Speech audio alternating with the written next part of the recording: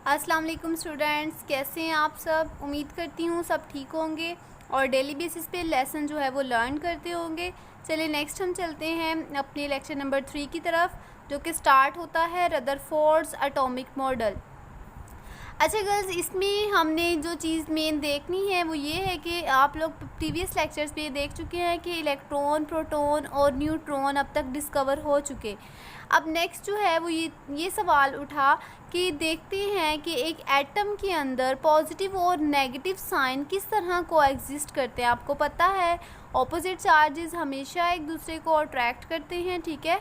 अब अट्रैक्शन या रिपल्शन, अब अट्रैक्शन होगी तो ऑब्वियसली एक दूसरे के इफेक्ट को कैंसिल आउट कर देंगे।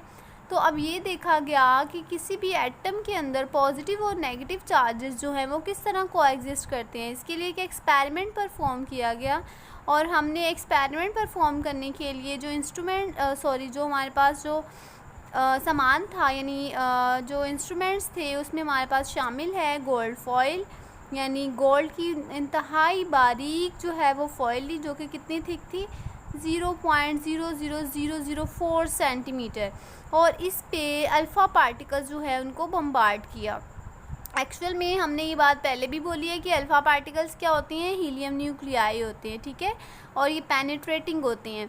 अब हुआ ये कि इसने ऑब्ज़र्व किया कि हमारे पास जब इन अल्फ़ा पार्टिकल्स को इसके ऊपर बम्बार्ड किया गया तो इससे क्या हमारे पास जो है रिएक्शन शो होता है।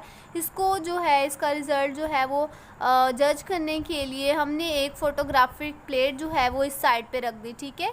यानी यहाँ से रेज़ जो हैं वो टकरा रही हैं और इस साइड पे उसका जैसे स्क्रीन जो है वो हम रख देते हैं, कोई लाइक का मिरर जो है उससे हम ऑब्ज़र्व कर रहे होते हैं उनकी रिफ्लेक्शन, डिफ्लेक्शन या जो भी हो रहा है, ठीक है। अब वो जो प्लेट ली है उसने उसको किससे कवर किया है, जिंक सल्फाइड से, जो कि एक डिटेक्टर है, ठीक है। जिंक सल्फाइड के साथ उसको कोट कर दिया है स्क्रीन को, ताकि हम डिटेक्ट कर सकें कि रेज़ में क्या जो है वो चेंज आ रहा है। एक्चुअल में इस एक्सपेरिमेंट से हमने प्लम पुडिंग थ्योरी को जो है वो रिजेक्ट किया। अब देखते हैं कि इस एक्सपेरिमेंट में हुआ क्या। गर्ल्स, ये जो हमारे पास हैं ये एटम्स हैं किसके, गोल्ड फॉइल के, ये सारे एटम्स हैं। जब इन पे हमने ये अल्फ़ा पार्टिकल्स जो हैं, ये पॉजिटिव साइन वाले जो हैं वो अल्फ़ा पार्टिकल्स हैं, जब इनको बम्बार्ड किया हमने गोल्ड फॉइल पे, तो हुआ ये कि मोस्टली जो रेज़ थी वो अनडिफ्लेक्टेड यानी सीधी स्ट्रेट जो हैं वो इसमें से गुज़र गई, ठीक है। ये ऑब्जर्वेशंस हैं जो हमने एक्सपेरिमेंट से ली। कुछ जो हमारे पास, अगर हम 20,000 पार्टिकल्स जो हैं इसके ऊपर जो है बम्बार्ड करते हैं, उनमें से कोई चंद एक जो हैं वो डिफ्लेक्ट होते हैं, ठीक है, और बहुत ही कम यानी एक कोई जो है वो वापस आ रहा है, ठीक है। अब देखते हैं, यहाँ पे देखें, आपको खुद ही अंदाज़ा हो रहा है तकरीबन सारे के सारे जो पार्टिकल्स हैं वो स्ट्रेट वे में मूव कर रहे हैं। यहाँ पे ओनली 2 जो हैं वो उनमें डिफ्लेक्शन हुई है, बहुत थोड़ी सी स्मॉल डिफ्लेक्शन हुई है। और यहाँ पे देखें, यहाँ पे लार्ज डिफ्लेक्शन हुई है। ये यहाँ से टकरा के इसने थोड़ा सा अपना रास्ता चेंज किया और ये टोटली नीचे को बैंड हो गया। अब यहाँ पे देखें, ये जो है वो टकरा के वापस आ गया।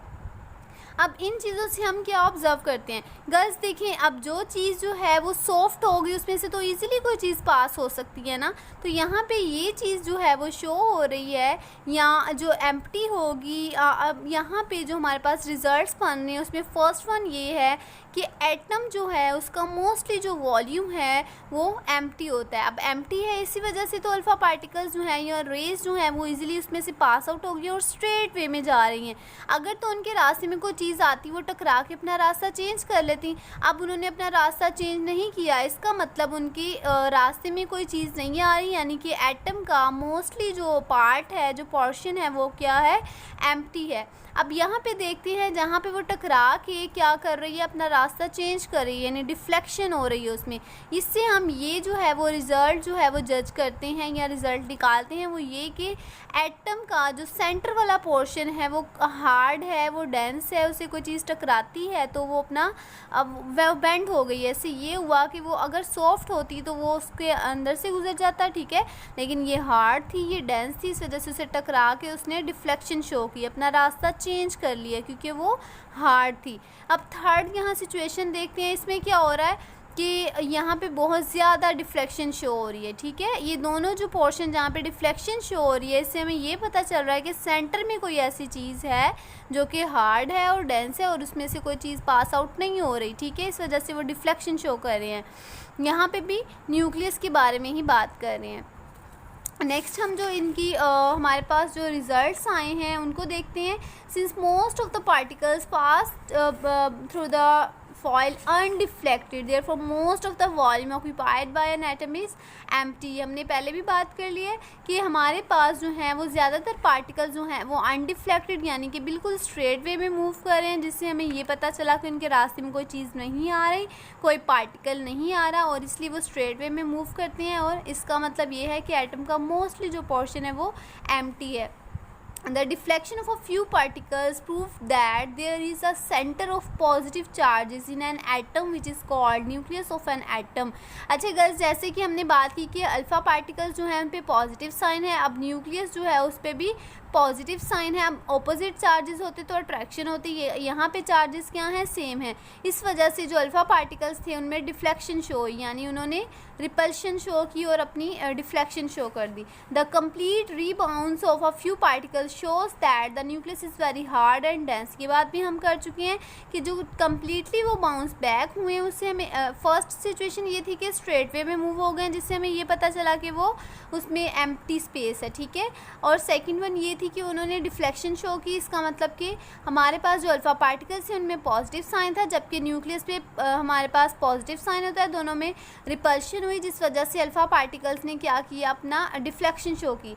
थर्ड वन जो था वो ये था कि रीबाउंस हुए, यानी टोटली उन्होंने जो क्या किया, रिफ्लेक्शन शो की, टकरा के वापस आ गए। इसका मतलब जो न्यूक्लियस है वो वेरी हार्ड है, डेंस है। Since a few particles were deflected shows that the size of the nucleus is very small as compare to the total volume of an atom. Girls, आपको पता है कि बहुत चंद एक जो है वो पार्टिकल्स जो हैं वो टकरा के वापस आ रहे हैं। इसका मतलब कि जिस चीज़ से वो टकरा रहे हैं वो कम है, अगर ज़्यादा होती तो ज़्यादा रेस टकरा के वापस आती ना। इसका मतलब कि सेंटर वाला जो पोर्शन जो हार्ड और डेंस है वो कम वॉल्यूम है उसका, ठीक है। The electrons revolve around the nucleus. ये आपको पता है कि सेंटर में न्यूक्लियस होता है और उसके अराउंड जो है वो इलेक्ट्रॉन्स जो हैं वो मूव कर रहे होते हैं। इस एक्सपेरिमेंट से ही हम ये भी रिजल्ट निकालते हैं। An atom as a whole is neutral, therefore the number of electrons in an atom is equal to that of the number of protons. Girls, आपको पता है जैसे +3 -3 इज इक्वल टू 0, इसी तरह हमारे पास किसी एटम के अंदर जितना पॉजिटिव साइन होता है उतना ही नेगेटिव साइन होता है। तो ओवरऑल एटम जो है वो न्यूट्रल होता है, क्योंकि प्रोटॉन जितने होंगे उतने ही न्यूट्रॉन होंगे, सॉरी जितने प्रोटॉन होंगे उतने इलेक्ट्रॉन होंगे। प्रोटॉन पे पॉजिटिव जबकि इलेक्ट्रॉन पे नेगेटिव साइन होता है, तो वो एक दूसरे के इफेक्ट को कैंसिल आउट कर देते हैं, जिससे एटम जो है वो एज अ होल न्यूट्रल होता है। Except electrons all the other fundamental particles lie within the nucleus are known as nucleons. अच्छा गर्ल्स, आपको पता है कि सेंटर में न्यूक्लियस होता है, न्यूक्लियस के अंदर प्रोटॉन्स होते हैं, न्यूट्रॉन्स होते हैं, जबकि न्यूक्लियस के अराउंड इलेक्ट्रॉन्स रिवॉल्व कर रहे होते हैं।